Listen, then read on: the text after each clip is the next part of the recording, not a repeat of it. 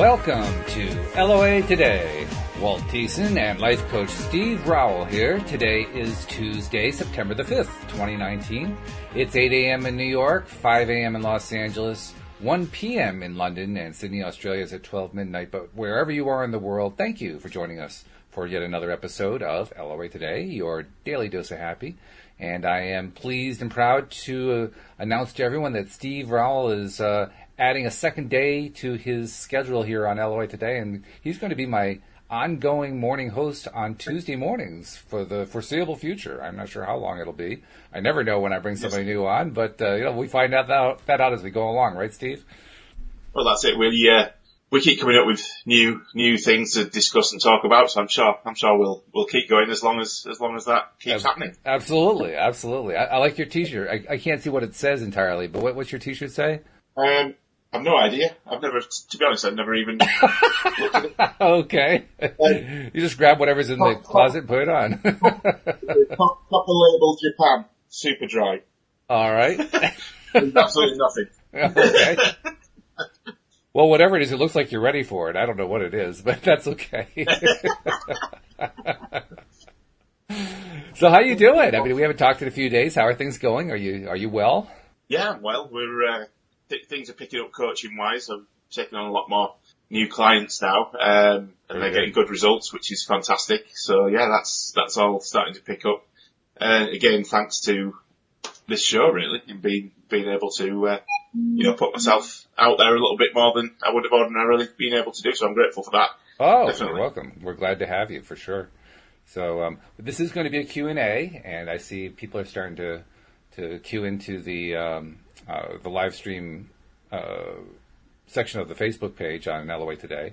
I don't see any questions yet, so I think we're probably going to be coming up with our own topic and questions to address. But I mean, we can do that, Steve. We're good at this kind of thing. So yeah, well, I wanted to bring something up today that I've been playing with and working with over the last sort of week or so. So I've been looking at energy and what energy is and how we can manipulate that. So I wanted to get your take on energy and energy states and being able to transmute and transform energy into different realities by using your thought patterns and feelings and the law of attraction in effect. So I just wanted to get your take on that and what your thoughts were around that. Well, yeah. Well, actually, that's something that I talk about a lot on Friday afternoons with Linda Armstrong, because literally she is an energy coach. That's the way she builds herself, and she's remarkable where the whole topic is concerned. Lately, she's been leading us in a series of meditations, and they've been really interesting. I have a mixed history myself with guided meditations, but hers are very good. I'm actually successfully visualizing stuff, and I'm feeling energy coming through. I'm experiencing it. It's like, this is cool. This is good stuff. I like this. I'm not quite sure where you want to go with the question, but I can tell you in general, I do believe very strongly now, and this is big change for me compared to, say, 10 to 15 years ago. Big change for me to feel like and to say, yes, we are all connected. Yes, we can experience that connection. Yes, we can send messages. Yes, we can reinforce each other. Yes, we can help each other energetically. I wouldn't have said that 15 years ago. I totally believe it now. Yeah. It's awesome because I work with different groups of people, and I think when you're, especially because yesterday was the new moon as well, wasn't it? I believe so, yes. Yeah, it was. So I'm working with a group of people at the moment and we're manifesting money and other things and business dealings and all sorts of other things together as a group of people. So we come together generally once a week, sometimes twice a week to have a conversation, but also we'll have a joint intention setting, which we do on the new moon. Okay.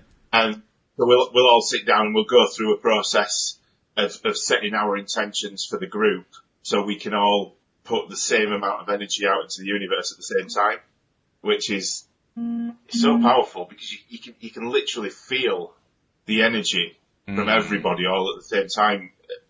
And I say it's strange because I wouldn't have believed this 6 years ago either.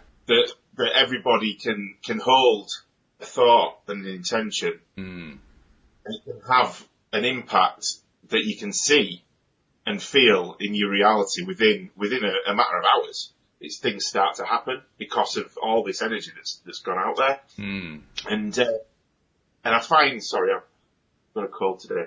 No. And you'll find, or I find that I tend to use that now when I'm going through my daily routine. So you can inadvertently not use, that's probably the wrong word, tap into other people's energy that you're not necessarily personally connected with and wouldn't have a conversation with on this level. But when I'm out in daily life wanting to create certain outcomes for me, for example, with cars, if I'm buying a car or a house or various other things, you'll be speaking to estate agents. Right. You'll be speaking to car salesmen. All these people, you can get involved in that process of manifesting what you want because they want you to buy the car, don't they? They want you to buy the house. Absolutely. So you can tap into their energy and they'll be going on that journey with you. So their energy is going off into the universe and pulling back what you want as well and giving you the set of circumstances, people, places and things to bring that into fruition for you. Yeah. I just wanted to get your take on that as well. I agree too. One of my favorite things to point out is that law of attraction is not just about the magic stuff. By the magic stuff, I mean the stuff seems to appear out of nowhere through the law of attraction. We all go, ooh, that's really exciting. Whoa, how did he do that? But actually, also, when I pick something up, I'm attracting that. It's just the much more mundane ones, so we kind of dismiss that. Oh, well, he just picked that one up. That doesn't count. Well, yeah, actually it does count. We attract everything in our lives, but we get so wrapped up in the magic that we say, well, this other stuff, I mean, that doesn't really count. That's like cheating. No, it's not. We attracted all of it. It's all attracted. You know? It's kind of like saying, well, yeah, I mean, the law of gravity is true, but the magic part is when, you throw something off of a high place and it falls to earth faster and faster and faster and faster. To which I reply, no, the magic is that everything stays on the ground. What are you talking about? It's not floating, it's not disappearing off into the... Right. So, of course, the real estate agents and the car dealers and so forth are helping us energetically. The two are inseparable. And actually, I think we do ourselves a disservice when we try to separate them and say, well, it's really not the same thing. Actually, yeah, it is the same thing. That's it. Because, like you said earlier, everything is energetically connected, whether it's a tree outside, this wall that's made out of brick and plaster and concrete, and me, I'm vibrating with that wall. I'm vibrating with the phone that I'm speaking to you on.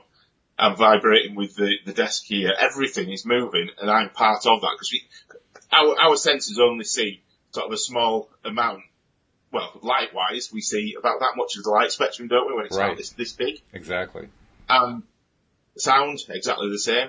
Dogs can hear sounds that we can't. So there's all this vibration going on in our outer world, as it were, and the majority of it we can't perceive. And there's even a piece of it, I think there's a piece of it that we haven't even detected yet. Yeah, there will be. I mean, that's what Einstein was talking about. When he was giving out his theories of special and general relativity, those theories tied in the idea that space is not empty, that it's actually consistent of energy. And this is a key portion of his theory, a portion that often gets dismissed. But I think it's probably the most important piece of all, because most of that energy, our science does not yet know how to detect. Like you said, we can detect the various ranges of light, both visible light and invisible, from infrared out to ultraviolet. But I'm not convinced that accounts for all of the energy, because, like Einstein said, open space is full of energy. Is it all light energy? I don't think so. I mean, there's a whole lot of space that doesn't seem to have a whole lot of light in it. So that means there's something else. There's another kind of energy going on here. And I think that's actually source energy. It's awesome, isn't it? Because you've got all this stuff that you can tap into. Because if you think about it, your emotions, when I have a thought that then creates an emotion, I can feel that physically in my body. So my thought has got to have some sort of energetic substance to it to be able to make my body feel a certain way and release those chemicals and things that make my hair stand on end when I'm excited.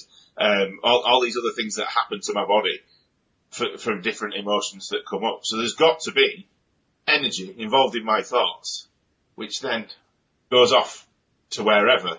It doesn't just stop at me, does it? It can't. It's impossible because energy changes, moves, and morphs into different things all the time. And matter in its entirety is basically empty space full of energy. That's it. Mm-hmm.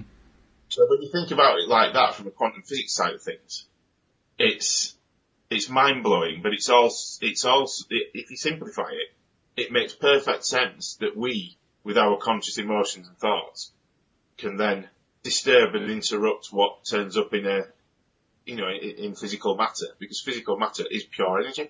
Mm-hmm. So it's got to, there's no way that you can dismiss that that's a fact, because it's a scientific fact that everything's made of energy. We are, our thoughts are, because you can feel them, and the emotions are. So why can't we just create whatever?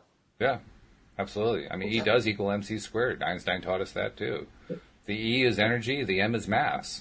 Or matter, so energy equals mass times the square of the speed of light. That's pretty much saying they're the same thing. It's just there's just this constant that's the only difference mathematically between them. So yeah, they're the same thing. But like you say, it's nothing. It's not magic. It's science. As far as I'm concerned, it's science, and which is why, because that is because I'm a scientist at heart anyway. I studied science at university, so. Oh, you did. Yeah, I did, yeah. So I don't believe in magic as a woohoo aha magic. If I can't put a tangible reason together for something happening, then I won't believe it, because I've got an analytical mind. Mm-hmm. So reading books about quantum physics and all these other things, it's just obvious to me now that this stuff's real. So yeah. Anyway. We've gone off on a... I will say one thing that I don't mean to contradict you. I'll just say I think of it a little bit differently. I actually do believe in magic. Magic is... There are a number of different ways to define what magic is. And one of the most interesting ones, I think, is the one that says magic is anything that science has not yet been able to prove, but we know is true anyway. Yeah, if you put it that way. Yeah, and I agree with that. But even more than that, I think the real meaning of magic is wonder. Yeah. I mean, we have this universe that has all these synchronicities going on, all these things happening that pure randomness could not possibly explain. And it creates a wonderful feeling of wonder, of marveling at, whoa, how cool is that? That, to me, is the magic. All these people that are intertwined and just happen to meet by coincidence. Yeah, right. There's no coincidence. There's no coincidence. Yeah. There is no coincidence. There can't be. It's just like when you meet somebody that you've attracted, or they've attracted you, vice versa, whichever. You can just feel that it's right, and it just you, like you say, you get that feeling of wonder, don't you? Like, how has this happened? It's wonder and it's excitement. It's like thrilling. That to me is magic. Magic is where everything is just feeling so cool. Like, oh wow, this is great. Is this great or what?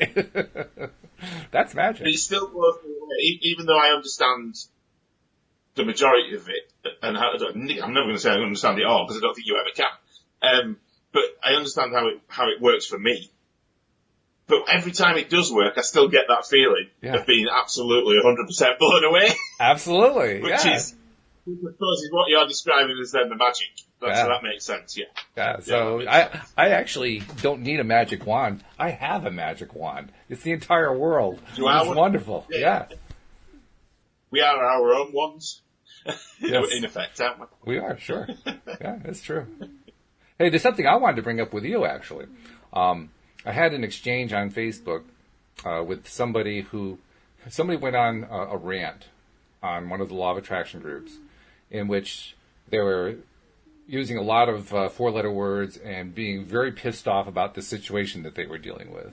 And I mean, they were just venting like crazy about this thing. And then in the midst of it, they were saying things like, I really do love myself, and I really I'm a very balanced person, and then they're going off on this crazy tangent, and I'm thinking, well, I don't think you realize what you're saying there. So I basically came back with a comment saying, well, if you really do feel that you are this balanced person, then you don't really care about this other situation. And that set some people off. Like, oh, no, you're being so condescending when you say that. I thought to myself, that's an interesting reaction. Telling the person the truth about what it is he's doing is condescending, which I don't think it is at all. I don't think I was being condescending. I was just simply telling him the truth. But I'm thinking, as a coach, you probably run into situations like that. Probably not where you're being accused of being condescending, but you run into situations where people are off on this thing, and you point out what they're doing, and it kind of shocks them a bit. And you probably even get some pushback on that. How do you handle the pushback? What's your best way to deal with that? I suppose the best way I deal with that, because it does, I won't say it does happen a lot, because I take them through a process, first of all, to get them to accept, this is the thing, getting them to accept 100% that they are, in the present moment, right now, where they are, the sum of all the experiences that they've had, they've created them all up to this point. So, and also get them to accept that the stories, if you think about it, your subconscious mind runs on automated stories the majority of the time, which will either be based in the past or worrying about the future. So this person that you're talking about in the group, I'm assuming, was ranting about something that's happened that's upset them. Yeah, somebody who was treating them badly or something along that line. Yeah. So with me, it'd be about getting them to understand that the only common denominator in that situation, and the only thing that they can change, is themselves. Right. Yeah. So, and it works really well. It works with your number one listener. Is it Nasha? Nasha, sure. Mm-hmm. Yeah, because remember the first podcast we did, and we spoke about probably she's on changing. She listens to a lot of them, so I wouldn't be surprised if she was there. I honestly don't remember. They all kind of blur after a while. See, I remember. I do remember things quite well. But she just switched the way she was behaving towards the situation, and then she got a different result. Oh, right, yeah, with her family. I remember that, right. Yeah. So it's a similar sort of situation with this one. I mean, I go down the route of, right, okay, so you can't change the situation. That's happened. It's done. It's finished. You're being upset about it now, but do you really need to be right now? Is it happening now? No, it's not. That's a good point. Okay, well, let's get rid of that, and let's work out what we're going to do moving forward. How can you change yourself so that next time this similar situation arises, you handle it in a different way, so they have to change as well? Because if you change yourself to a different vibrational energy, as it were, you can't attract the same thing. It's impossible for the same thing to happen if you've changed yourself. Right. Does that make sense? Absolutely, yeah. Yeah, so that's the route I go down with that. That's good. That's a good approach. But it is difficult. It is difficult on Facebook, when you type in. Oh, yeah. When you're writing things can get misinterpreted or read in a different way. Yes. So something that's supposed to sound happy and encouraging can come across as, if they read it in the wrong way, as aggressive and not. So it's the same with text messages, isn't it? Absolutely, yeah. Because there's no context, there's no body language, there's no nonverbal cues of any kind. It's just the written word from the perspective of the person who was writing the written word, which may not be the same perspective as the person who's reading the written word. Exactly. So that's where the confusion and the disconnect comes in, Absolutely. Which can cause all sorts of. Oh yeah, that's fun. And most of the time it doesn't happen. Just caught my attention this time. Like, whoa, did I say something? What did I do?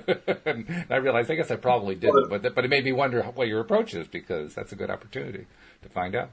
Yeah, it's a good opportunity to turn it around and put. I think it's always worth putting it back onto the person that's absolutely complaining and asking them to analyse it, rather than telling them you're wrong or you need to change the way you're doing it. It's for them to work out themselves, and giving them the tools to stop, think, look at it, and then be able to move forward. Right. So that's I'll break that down rather than, yeah. I agree with you entirely. That's good. So, okay. Oh, Dee likes that too. Because if we change ourselves, there's no way we can track the same things. He's right. Exactly right. So let's see. What else can we attack as a problem today? What other questions can we bring up? Well, actually, there's another one I want to bring up. I actually sent out an email to all the co-hosts yesterday that touched on this, but I'll bring it up more indirectly, and that is stories. We are people, human beings are people who like stories. We respond well to stories. And I'm wondering, in your coaching practice, to what extent do you rely on stories to help, present the points that you're making? Because, I mean, from my perspective, I think stories are the best way that we learn of anything, but I'm curious to know what your perspective is. I use them a lot, absolutely, because it's easy to give an example, a real example of a real situation that somebody else has been in or been through, to explain an idea or a concept. So yeah, I use them. I try to think of a specific example. Can't think of a specific example right now, but yeah, I do use them all of the time. But it depends. Obviously, it's individual to each client, depending on what their struggles are, their blockages and challenges are really. But yeah, definitely, it definitely helps to get the point across, and it makes it easier to explain the concept of something. So, for example, visualization. If that's something that they're struggling with, I'd give them an example of when I visualize something, then how thoughts have then turned into feelings, which is then helping to put the energy out into the universe. And it's about not visualization. Everyone gets hung up on the fact that if they hold a picture of a train or a car or a boat or whatever in their mind's eye, that it'll spontaneously turn up in their reality, which is not actually the case, because unless you've got the feelings associated with it and around it, it can't be real for you because it's just a picture. And I find, my example of this, when I used to visualize, and I didn't do it in the way that I needed to, whilst I was learning the stuff after I read The Secret, the pictures in my head that I used to visualize, which is really weird, and I don't think anybody else has ever said this, but I used to, if I would visualize a car, it'd always be like a cartoon or a drawing, a drawing of a car. I couldn't visualize the real thing. Oh, I understand that completely. With that. You get that, yeah? Oh, absolutely. I've talked about that on the show. How I am really, for me, it's rough to try to create any kind of image in my mind. I mean, I'm lucky if I can get a color. That's how bad it is for me. And I realized within the last couple of years, particularly talking to my fellow co-hosts, many of which are life coaches like yourself, that it really doesn't matter so much what the image is or even how clear it is. What matters, like you're saying, is how do I feel about it? What's the experience of that thing that I'm imaging? And if I can get into the experience, it doesn't really matter if I can see it. What matters is, what am I experiencing? It's about expecting it to turn up and the feelings that would be there if it did. Exactly. That's the important. Yeah. That is the important part. Yeah. I've spoken about physical anchoring before. I don't know if I've talked about it with you. We have talked about it in the past, but it's been a while since we talked about anchoring, actually. Yeah, because that's something that I use, daily. So talk about it. First of all, explain what anchoring is, because like I said, it's been a while since we've talked about it. Yeah, well, physical anchoring, for me, is where you go and actually experience that you want to turn up in your reality. So, for example, the Audi R8, I went and test drove the car. So I went to the dealership and went out with the sales guy and test drove the car so that I had a real feeling of what it was like to be in it, what it smelled like, what it felt like, what it was like having people look at me driving down the road, the feeling of pride that I got inside from that. What else? The acceleration when you put your foot down, the noise that it made, all these things that if I'd have visualized, I can visualize a picture of the car, but how can I put any feelings to actually having the car if I've never experienced being in it? Because I struggle with that. I can't say I can to a certain extent, but it makes it a heck of a lot easier if you've got something physical in your reality to anchor to. That's why we call it physical anchoring, because you've anchored those feelings, thoughts and processes into your subconscious because you've actually experienced the thing. Mm-hmm. So then when you're doing your visualization later on and working towards bringing it into reality, it's a lot easier to get those feelings back again because you've already had them once and you've experienced them once, if that makes sense. I think so. And for me, I've always thought of anchoring as imprinting on my subconscious mind. So basically creating a pattern in my subconscious of this is what X is like. This is what it feels like, it smells like, it tastes like. When I touch it, what it feels like when I touch it.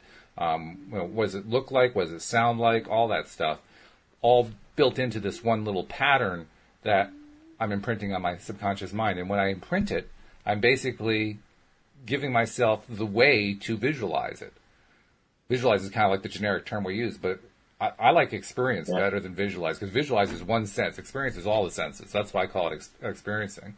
And when I imprint it on my subconscious mind that way, I give myself a way to experience it over and over and over again. And when I do that, that's anchoring. That's just reinforcing. And then the more you do that, the more your subconscious allows it to become believable. Right. Mm-hmm. And once it's believable is generally when it will show up. Yep. Because now it's real and it can be in your reality and you've got no blocks on it turning up. Right. So that's what I use all the time for everything really. It's physical anchoring. I'll go out and experience it. So, but a lot of people have got the fear around that, because I work with clients that say, well, I want to buy a new yacht. That's one of my things that I've always wanted, is a yacht. But they won't go to a boatyard and speak to someone about buying one and experience sitting in it, because they think, well, I haven't got the money to afford to go and buy one. So I'm scared of going in there because they might find out I haven't got the money. Right. I'm like, well, why would any sales guy come up and ask, can you just take me to the bank and show me how much money you've got in your bank? You'd never buy a boat from him, would you? Not really. Imagine if you're a millionaire and he's asking if you've got enough money to buy it. Why would you be going there in the first place if you didn't? Well, even more than that, why is it dishonest to go look at a yacht when you don't have the money to buy it? What's dishonest about that? Because what's implicit in that claim that it's dishonest is the idea that if you don't have the money for something, you have no right to look at it. Yeah. Well, if you have no right to look at it, then, most of the things in your life you don't have a right to look at. You don't have a right to look at any of the houses in your neighborhood. You don't have a right to look at any of the cars, so you're supposed to close your eyes whenever any of those things come by, because you're not allowed to look at them. I love that. That's brilliant. That's absolutely awesome. I love that. I'm going to steal that one. Right? I'm going to steal that one. Yeah. I like that. You should never, ever look at a plane because you can't afford to buy a plane. So if a plane's flying, don't look, avert your eyes. Yeah. But that is how some people behave around these things, which is, I think, is quite sad, really. But once you get over that, you go out and experience all these abundant things. Abundance then becomes part of your everyday feelings, and you understand what it's like to be abundant, which then makes it easier for you to anchor into that and then create that abundance for yourself. Mm-hmm. This is one of the things that people tend to struggle with, because they won't push themselves outside of the comfort zone because it'll make them feel uncomfortable going and doing that. But I say, if you're always living within your comfort zone, you're not growing. You are not growing as an individual, and you never will. So push outside it. Yeah. Have we had any questions yet? No, a lot of comments. Dee Dee's commenting like crazy, but no real questions coming out yet. Dee Dee likes the questions we're raising, so that's good. We're on the right track, that's for sure. That's good. Fantastic. I was going to, let's see, I had a question and I lost it. I was going to bring up something along the line we were just talking about. Oh, no, it wasn't a question. I was going to make another comment about anchoring. going out and experiencing things. For people who are feeling that level of discomfort, what I like to recommend is what Louise and I do. We will go look at houses that are slightly outside of our price range. Not tremendously. Well, actually, now we look at almost anything. But when we first started, we would look at something that was just a little more expensive than we could really afford. Yeah. Not with the intention of buying it, with the intention of anchoring to it. And that way, it was like we were kind of like, we were pushing the boundary a little bit. We weren't trampling it, We were just kind of pushing it a little bit, like, okay, well, maybe if we can talk them down on the price, then it comes into our price range, so now I'm justified, that kind of thing. And in so doing, the two of us actually would experience what this better looking house was. And then we just kept pushing the envelope and higher prices until we were looking at $1 million houses. And it didn't take long. That's what it's about. Because what you're doing there is what's called micro-shifting. So you're micro-shifting your subconscious. Yeah, that's the term that one of my good friends Dan. I hadn't heard that. That's good. I like that, micro-shifting. Because what you're doing, in effect, is you can do it with when you're manifesting money as well. So I use it for money. Well, I started using it for money, and the amounts gradually go up. So it's all about starting with something that your subconscious can deal with and can work with. So, for example, if you think that it's quite possible that you could find 10 cents on the floor, start with 10 cents. If you think that you can come across $100 bill on the floor, start with $100. Something that can be believable. Like, if I couldn't start with $1 million being on the desk next to me, because I don't think, my subconscious doesn't think that's possible. I can't manifest $1 million right here, right now. It's not I'm just gonna dismiss that. My subconscious will dismiss it. The belief system's not there, therefore I won't be in alignment with it, so it won't show up. So, if you start with something that you found before. So, for example, I don't know, you've put your jeans in the washing machine, you check your pocket and there's a $5 bill in there. Right. Start with that. And set an intention. Today, I intend and create $5 in an easy way, to come to me in an easy way. That's an affirmation that I use quite often. And then just forget about it, and just leave it, and just expect that this money's going to turn up. It doesn't matter. Don't think about where it's coming from, because that's not important, as we know. And then when it turns up, just celebrate the hell out of it, as though you've won $1 million. I like that. And then gradually up the amount. So I started off, because I'm in England, I started off with £5 initially to begin with. Right. And then I went up to 10, and then I went up to 20. Then I went up to 50, I jumped up to 50. And that didn't work, I only got 30. Oh. So, I only manifested 30 pounds out of thin air. What that taught me was my subconscious edge right now is 30. Right. So what I did is I moved it back down to 30, did it at 30 again, celebrated it again. So my subconscious is going, it's working, it's working, it's getting more and more. Right.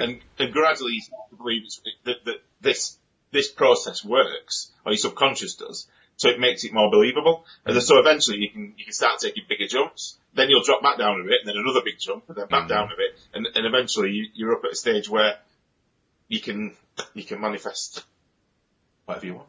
That's interesting, though, because what you're suggesting is that we can deliberately manifest specific amounts and get those specific amounts and use that as a sort of a ladder or a stepping stone. And I say that's interesting because in my experience, I've really never been very good at getting exact amounts. I can get more or less, but almost never the exact amount. You're talking about getting the exact amount. I'm about to ask you, how do you do that? No, not getting the exact amount. Sorry, I've missed a piece out. What the affirmation normally says is $20 or more. Oh, I see. Okay. So sometimes it'll be less. I'm not saying I get exactly the right amount every time. Sometimes I'll get less than it. So if I'll set the intention at $10, I might get $5 or $7.50 or whatever. But I'll still celebrate it like I've got $1 million. So every time you're celebrating, it's coming back to celebrating that we were talking about on Thursday. With Drew.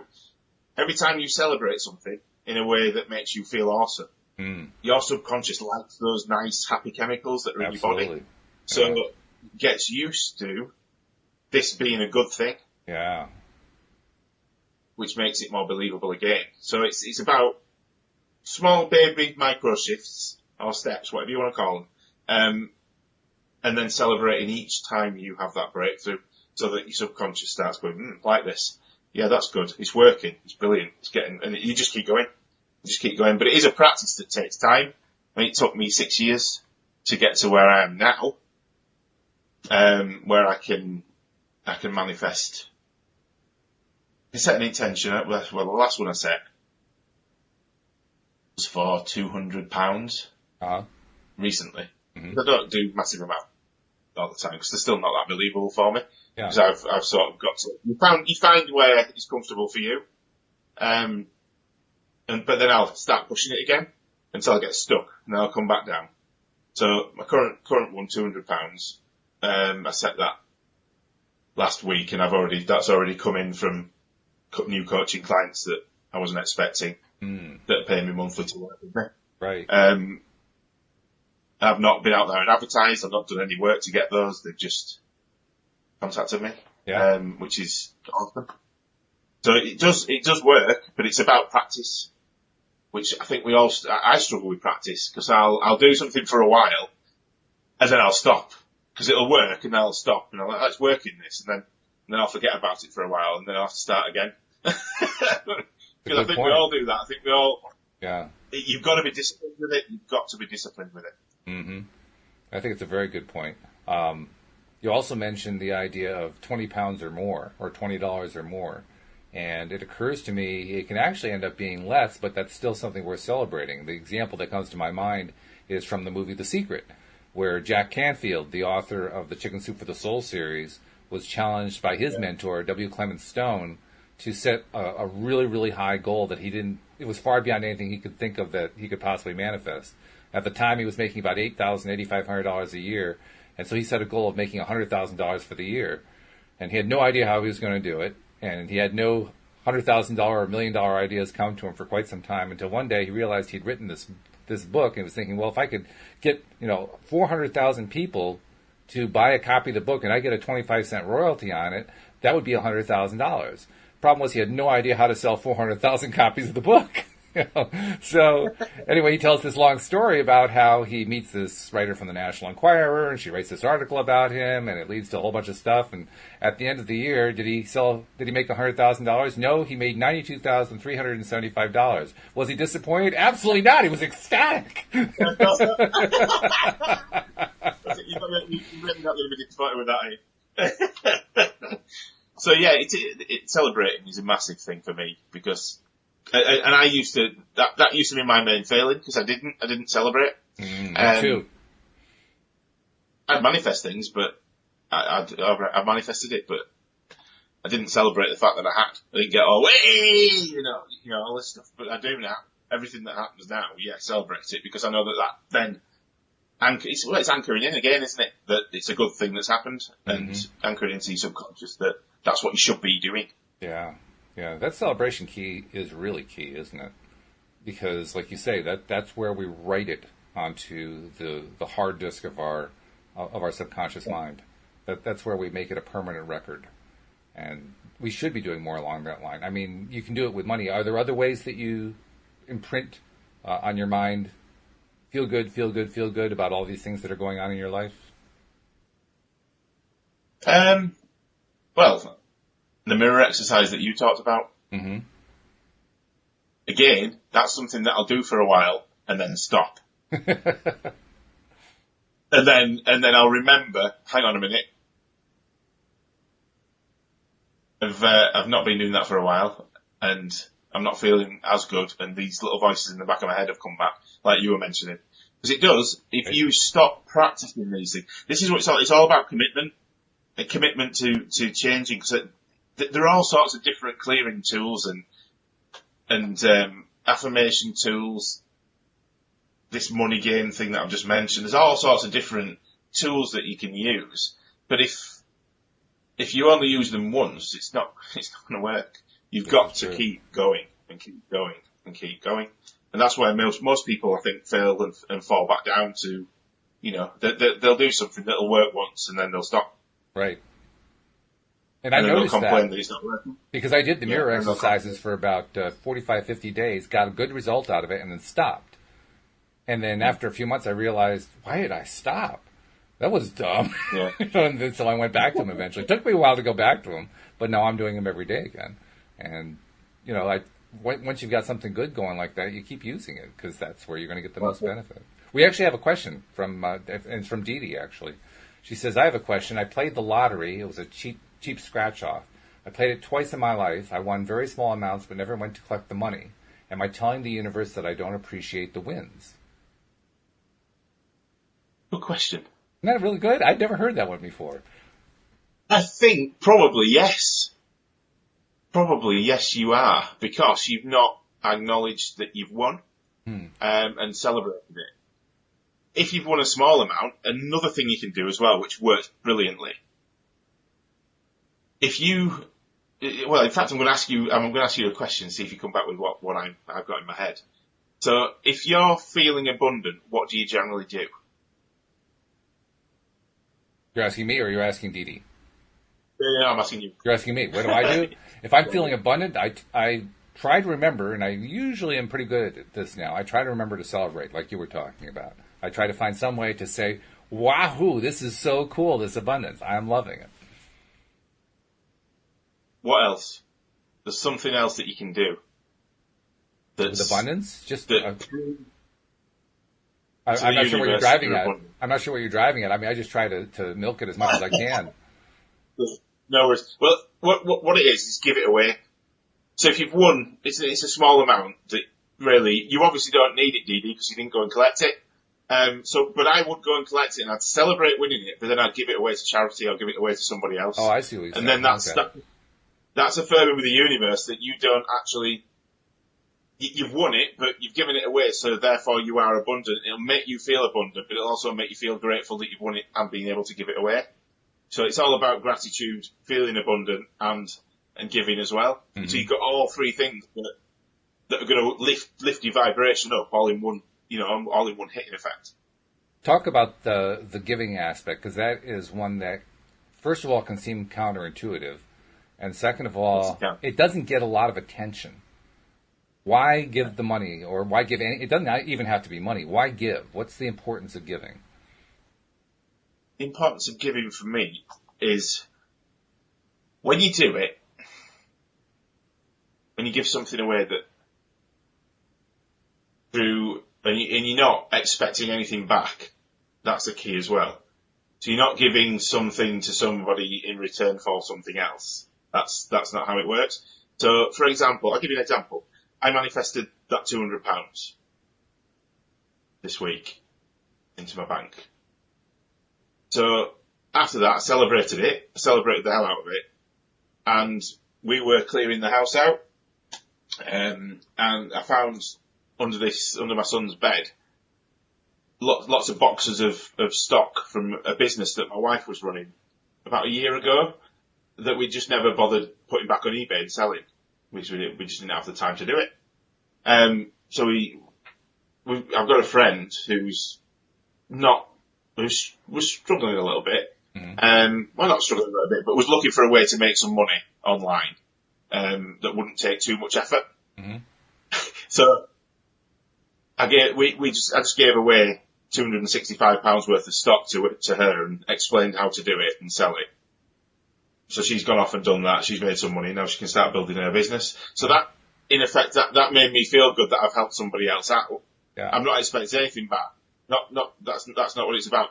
But I've made the universe think, well, hang on a minute. I've put energy out into the universe saying, I've got enough to give away. So it's going to give me more to give away. And some more to give away. That's the idea. So it's going to bring more abundance into my reality. Mm-hmm. Yeah, okay. Because I always give away I work with this charity anyway. So over the course of the next year, I'll give 20% of what I bring in to charities.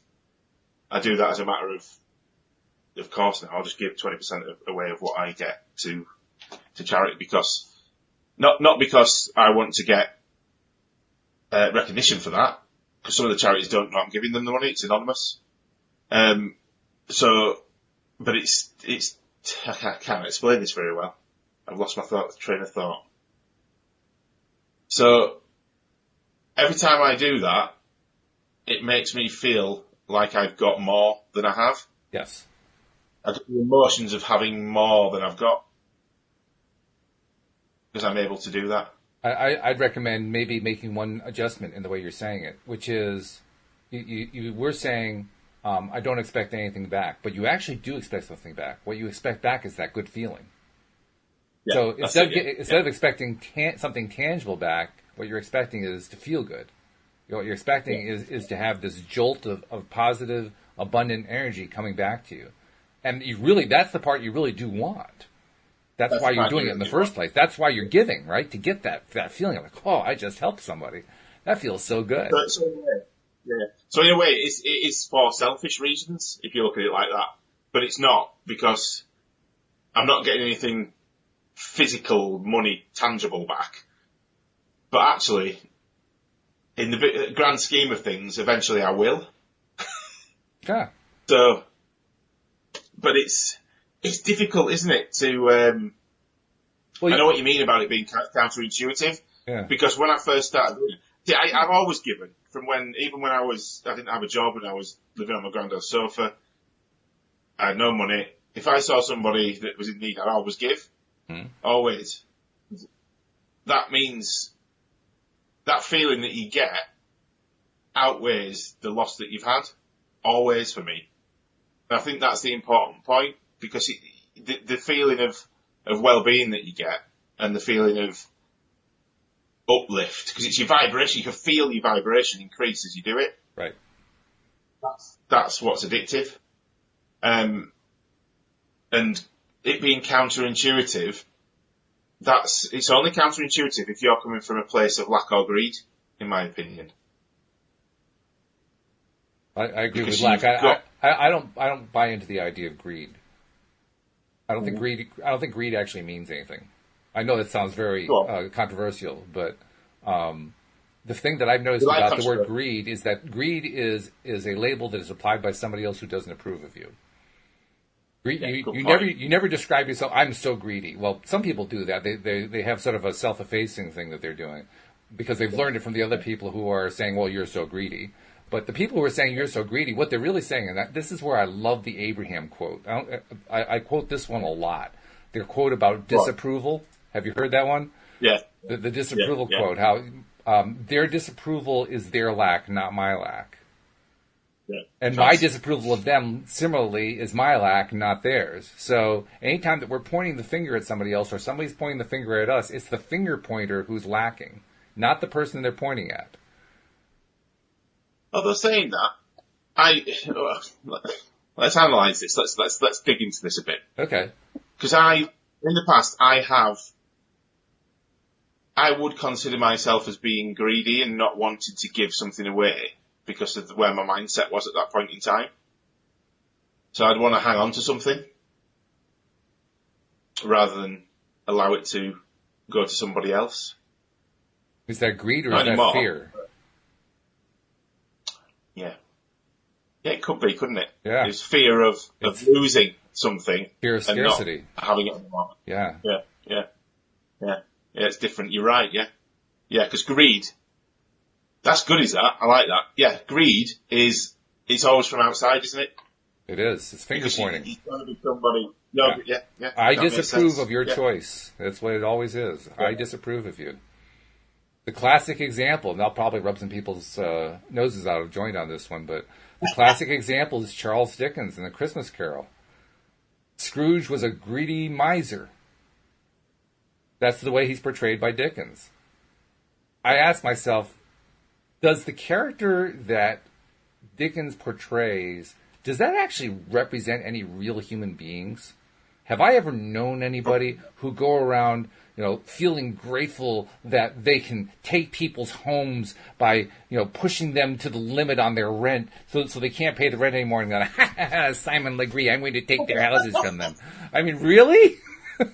Are there people like that? There probably are, but I can't say I've ever known any of them. No, I haven't either. I mean, it's a bit of, to be honest, doing that would be, you're doing a disservice to yourself, because now you've no longer got a tenant. Exactly. Yeah. So not only do you have no longer a tenant, you no longer have self-respect. Yeah. That's the thing that gets me about. I mean, there are people we know just from the news. We know there are people who will do anything they can to deceive or chisel or steal or in any legal way that they can take something that doesn't belong to them and say, "Oh, I'm so smart" and so forth. Are they really happy? I don't get the impression that they're real happy. They're trying to convince the world that they're happy, but they certainly don't look happy. They don't act happy. So I don't really buy it. I don't buy that whole thing of, Simon Legree. It just doesn't make sense to me. That's it. If you actually look, I mean, social media is brilliant, and the stuff that we get to do together on here is brilliant because you get to connect with so many people, and I mean people from all over the world. I know people I've got contacts now in the Middle East. I've got contacts in America, in South America, Africa, all over the world. It's wonderful. And I haven't spoken to one person that I think was evil, nasty, or had something bad to do to me, or any wrong intentions. Everybody just wants to be as happy as they can possibly be in the place they are right now. Yeah. So when you think about the world like that, it's actually quite a nice place, isn't it? It really is. Absolutely. I agree with you completely. That's one of those things that we can celebrate the abundance of. Yeah. Because it's not, well, I mean, you said you made the mistake of watching the news the other day. Yes, I do. I do that more often than I like to admit, actually. You've hit the nail on the head. It is a mistake. It is. Absolutely, it's a mistake. Yeah, we've got a TV in our house, and it very rarely turns on. If it does turn on, it's only to watch a movie, and that's it. But we don't have any form of other terrestrial TV. We've cut the wire, so we don't have it. Because I think it just lowers your vibration. Oh, it does. Every time you watch it, you just sit there and you just all of a sudden you just feel sad because it's there's never any good news really, is there? It's always. This may sound strange, but I can't say they're necessarily reasons, but they're what I call reasons, I guess. Two reasons primarily why I will occasionally check the news. One is very often I can find something to laugh at. Because let's be honest, a lot of it is just farce. It really is. So that's one reason. Yeah. The other reason is to strengthen myself. Because I certainly don't want to do what you were just describing. What you were describing, that's the worst, where you just, you're watching this thing, you're getting sadder and sadder and more upset and more upset. Definitely not where I go. I'm not interested in that at all. I will limit myself, usually I limit myself to about 10 seconds scanning headlines, and that's about all I'll do. And in fact, yesterday I found a cool headline doing that. But most of the time, and this is my second reason. My second reason is I was a political science major in school. And as sick as this is, I am fascinated by politics. Politics is probably the most dysfunctional thing on the face of the earth, but I'm fascinated by it. And it's kind of like my wife. She's a former psychotherapist. So what does she do? She watches television shows in order to dissect the dysfunctionality of the characters. Brilliant. But no. Well, I do that out in public. I mean, you can do it anywhere. It's true. But I mean, if I sat and watched the news, I wouldn't feel sad because I understand what it's there and what it's doing. And but I was coming from a place where people that do watch it all the time, it can get you into this spiral of thinking that everything's just really not nice, which is completely wrong. It's not the case. Get out there, experience the world, and you'll see how wonderful it actually is. Absolutely, That's the point. And if you are going to look at the headlines, don't spend more than a few minutes on it. Don't delve in and start reading all the articles. That's poison. You just don't do that. It's not even necessary anymore. That's the other thing. The way news is written today, they never write the entire article all at once. The article is written over time, so they find one little bit of information, then they add it onto the rest, and all the rest of it becomes the rest of the article. So you don't actually have to read the article. All you have to do is just see the headline. Like, oh, okay, I got it. There's nothing else new in there. It's just the headline, and I'm done.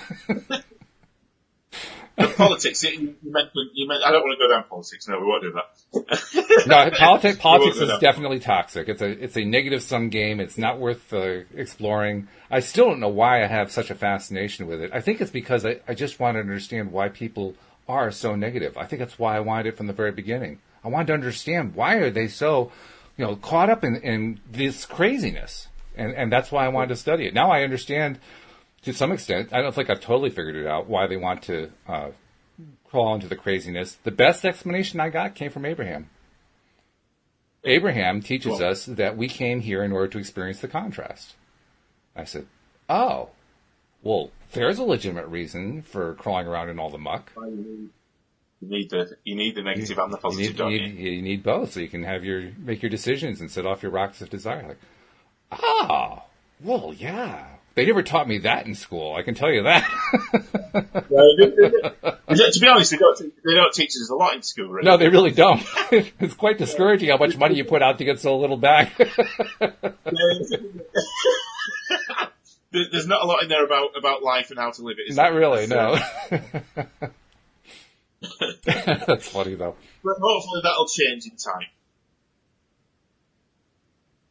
Dee Dee's asking an interesting question. She says, Walt, have you ever seen the show called American Greed?